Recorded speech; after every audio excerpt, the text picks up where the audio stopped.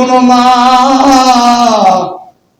সন্তানের রক্তমাখা দৃশ্য দেখতে পারে না।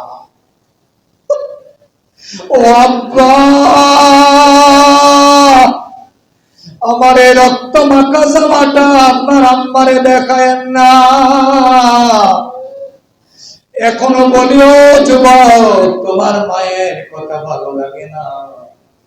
এবারের ঈদ দেখবা কত যুবক মা এবং বাবার বাদ দিয়ে ঈদ করবে, মায়ের সাথে কথা বলবে না, বাবার সাথে কথা বলবে না। তোমার মা তোমার 10টা মাস পেটে বহন করেছে, তুমি এখন স্বামী পাইছো।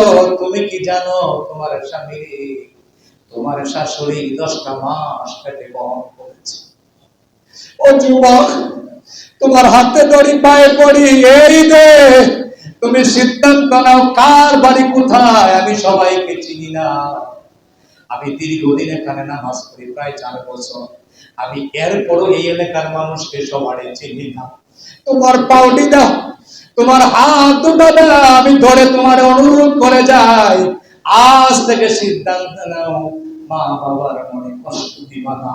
তোমার রক্ত পৃথিবীর সবাই সহ্য করতে পারলো, তোমার মা তোমার রক্ত সহ্য করতে পারে না।